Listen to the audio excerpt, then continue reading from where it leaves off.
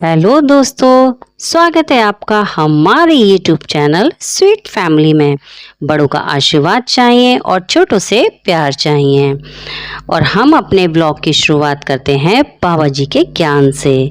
तो आज का ज्ञान है, बुरा वक्त आपको हरा तो सकता है लेकिन झुका नहीं सकता। झुकना या ना झुकना ये आपकी मर्जी पर निर्भर करता है। जी हाँ दोस्तों, बुरे वक्त हमें हालातों से लड़ना ज़रूर सिखाता है, लेकिन जो उस बुरे वक्त के आगे झुक गया वो हमेशा झुका ही रहता है, वो उससे कभी पार नहीं पा सकता। तो इसी ज्ञान के साथ हम करते हैं सुबह की शुरुआत। जैसा कि आप देख सकते हैं, मैंने लगा ली है सब जगह की झाड़ू और मैं आपको दिखा रही हूँ।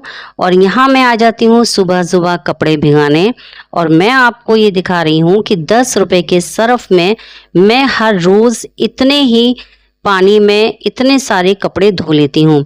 जी हाँ दोस्तों, जहाँ लेडीज़ 10 रुपए के सर्फ के साथ साथ साबुन का भी प्रयोग करती हैं, तो मैं जो हूँ साबुन का प्रयोग नहीं करती हूँ। और आप देख सकते हैं कितने सारे कपड़े यहाँ पर पड़े हुए हैं, और मैंने यहाँ कपड़ों को भिगा दिया है। कलरफुल अलग हैं और सफ़ेद अलग हैं। और मैं साबुन और कपड़े वाले ब्रश से कपड़े कभी भी नहीं धोती हूँ, क्योंकि मेरा मानना है कि ब्रश से कपड़े धोने से कपड़े बहुत जल्दी गल जाते हैं, उनका प्रिंट निकल जाता है और वो बहुत ज़्यादा ढीले और बेरंग हो जाते हैं। जितना साबुन हम घिसते हैं, साबुन में सर्फ के मुकाबले ज़्यादा कास्टिक होता है, जिससे कपड़ों का रंग हल्का पड़ जाता है। तो मैं ऐसे ही हाथों से कपड़े धोती हूँ और हमेशा ऐसे ही कपड़े धोती हूँ, और मेरे कपड़े बहुत ज़्यादा साफ़ होते हैं। तो आप देख सकते हैं, क्योंकि मैं कपड़े शाम को धोती हूँ और शाम होते होते काफ़ी देर हो चुकी थी, 7:45 समथिंग हो चुका था, और देख सकते हैं मेरे सारे कपड़े धुल गए हैं। और कितने सारे कपड़े धुले हैं मात्र 10 रुपए के सर्फ से। तो हाँ दोस्तों, हर किसी की कैपेसिटी इतनी नहीं होती है कि वो हर जगह ज़्यादा पैसों का यूज़ करें। अक्लमंदी लगाई जाए तो कम पैसों में भी ज़्यादा से ज़्यादा काम हम निपटा सकते हैं। और यहाँ आ गई हूँ मैं अपनी किचन में, और जैसा कि आपको पता है कि मेरे हस्बैंड ने सब्जियाँ बनाई थी और वो सब्जियाँ यूज़ नहीं हुई। तो एक बैगन और आधी बंद गोभी जो थी वो मेरे हस्बैंड ने यूज़ कर ली थी, और आधी बच गई थी। तो अब आधी बच गई थी तो इसका मतलब ये तो नहीं है कि हम उसे फेंक देंगे। तो देखिए, मैं अपने बजट के हिसाब से काम करती हूँ। यहाँ कोई दो राय नहीं रखिएगा कि मैं दोबारा ले आती और दोबारा यूज़ कर लेती। देखिए, हर इंसान की अपनी एक सीमा रेखा होती है, उसे उसी में रह के अपने काम पूरे करने होते हैं। तो देखिए, मैं ऐसा सोचती हूँ कि मेरे हिसाब से मेरे लिए मैं जो कर रही हूँ, जो सोच समझ के अपनी गृहस्थी चला रही हूँ, क्योंकि जैसा कि आप जानते हैं कि मैं किराए के मकान में रहती हूँ।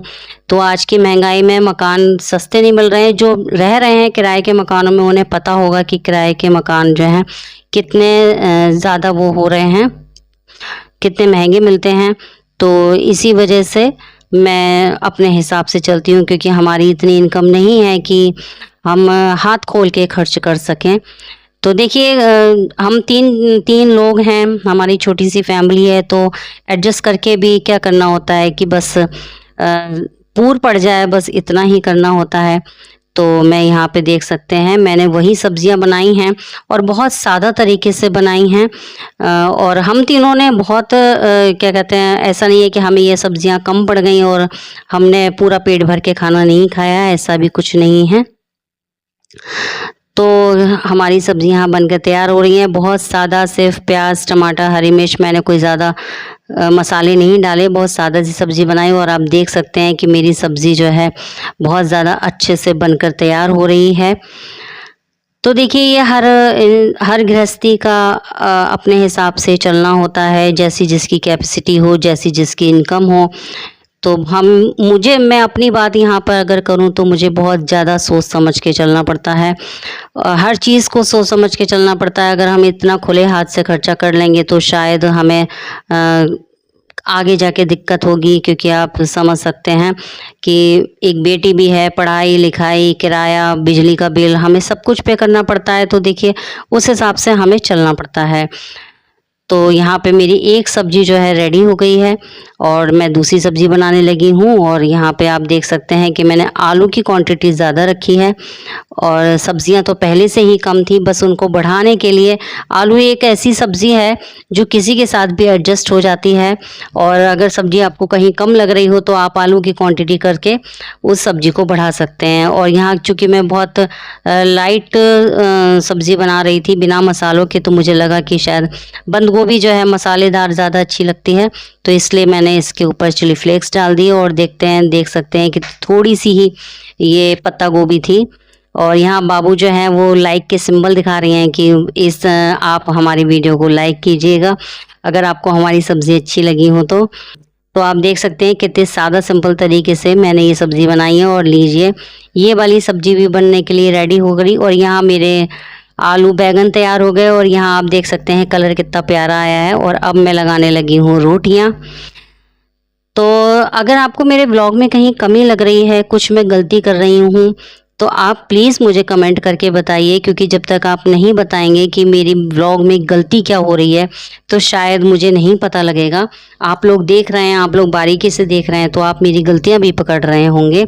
और देखिए यहाँ पे जो है रोटियां गरम गरम सेक के और दोनों सब्जियों के साथ, और देख सकते हैं बिना मसालों के मैंने बनाई है, तो कितनी बढ़िया सब्ज़ी बनकर आई है और टेस्ट भी बहुत बढ़िया है। और यहाँ मैं आ गई हूँ अपनी ऊन सिलाई के काम पर। तो आज फाइनली मैंने आपको दिखा दिया कि मैं क्या बना रही हूँ। तो देख सकते हैं ये मैं क्या बना रही हूँ। और मेरा ये पूरा बन चुका था और इसमें कम से कम 200 के लगभग फंदे थे और मैं इसको बंद ही करने वाली थी। तो ये बन रहे हैं जी ठाकुर जी के कपड़े। जी हाँ दोस्तों, ये मैं बना रही हूँ ठाकुर जी के कपड़े, क्योंकि मेरे कपड़े जो हैं ऑर्डर के होते हैं और ऑर्डर मुझे ये मतलब आने वाली सर्दियों से पहले ही मिल जाते हैं। तो ये मेरे ऑर्डर के कपड़े हैं और जो कि सर्दियों तक 9 दुर्गों के बाद तक मुझे ये भेजने पड़ेंगे। तो इसलिए मैं अभी से ही बनाना शुरू कर दे रही हूँ कुछ कपड़े, और उसके बाद जैसे जैसे सर्दी बढ़ेंगी वैसे वैसे कपड़ों की डिमांड बढ़ती रहेगी। और फिर तो बस इतना होता है कि घर के काम हो या ना हो, बस ऑर्डर समय पर चले जाना चाहिए। तो देखिए, हर इंसान जो है वो अपने हिसाब से काम करते हैं। और देख सकते हैं यहाँ पर मैंने 2 सिलाइयाँ उतारने के बाद यहाँ पे बंद करना शुरू कर दिया है। और देखिए, मैं वैसे तो मार्केट में कपड़े बहुत मिल रहे हैं, क्रोशिया से बने हुए कपड़े मिल रहे हैं। और देखिए यहाँ पे बिल्कुल तैयार हो गए हैं और इसमें आस्तीनें वगैरह सब कुछ होती है, इसमें चिटकिनी भी लगेगी और बहुत फिनिशिंगदार ये कपड़े होते हैं। और मेरा कोई हेल्पर नहीं है, मैं इन्हें खुद ही बनाती हूँ। जैसे जैसा मुझे ऑर्डर मिलता रहता है वैसा वैसा मैं बनाती रहती हूँ। और मेरे ऑर्डर अधिकतर दिल्ली और फरीदाबाद से ज़्यादा आते हैं। अगर आप चाहें तो मैं बता सकती हूँ कि यह काम मैंने क्यों और कैसे शुरू करा। अगर आप जानना चाहते हैं कि मैं जहाँ रहती हूँ वहाँ के अलावा दिल्ली और फरीदाबाद से मेरे पास ऑर्डर क्यों आते हैं, तो आप कमेंट करके ज़रूर बताइएगा, तो मैं आपको बताऊंगी। और आप देख सकते हैं कि पूरा गोल घेरा है, और अगर ये गोल घेरा कम पड़ जाए तो वो चीज़ मेरे लिए ख़राब हो जाती है। कोई कस्टमर नहीं लेगा जब तक इस तरह का बिल्कुल फिनिशिंगदार गोल घेरा नहीं आएगा। तो ये गोल घेरा ही मैं क्या कहते हैं, जो मेरी ड्रेस है उसकी शोभा बढ़ाता है। आप देख सकते हैं बिल्कुल पूरा पूरा आया है। और मैं ये दिखा रही हूँ कितनी फिनिशिंग से ये बुना गया है। अगर मैं इतनी फिनिशिंग के साथ नहीं बुनूंगी तो मेरी ड्रेस जो है, मैं इतने सालों से काम कर रही हूँ, वो बिल्कुल व्यर्थ हो जाएंगी, उनका कोई मतलब नहीं रह जाता है। और देखिए यहाँ पर मैंने जो है इसका कैप भी तैयार कर लिया है। तो अगर आपको मेरी वीडियो अच्छी लग रही हो और मेरी ड्रेस अच्छी लगी हो तो प्लीज़ मेरे चैनल को सब्सक्राइब कीजिएगा, मेरी वीडियो को लाइक कीजिएगा। और जिन जिन के यहाँ ठाकुर जी हैं उनके यहाँ ये वीडियो ज़रूर शेयर कीजिएगा, क्योंकि देखिए मार्केट में कपड़े तो बहुत मिल रहे हैं, लेकिन इस तरह से ऊन के बिने हुए कपड़े मार्केट में अभी नहीं आए। चाहे आप दिल्ली चले जाएं, चाहे आप मथुरा वृंदावन चले जाएं, देख सकते हैं टोपे में कितनी ज़्यादा फिनिशिंग है। क्रेशिया के बने हुए कपड़े आपको मार्केट में मिलते हैं। तो इसी के साथ मैं लेती हूँ आपसे विदा और मिलते हैं अगले व्लॉग में। तब तक सब्सक्राइब कीजिए।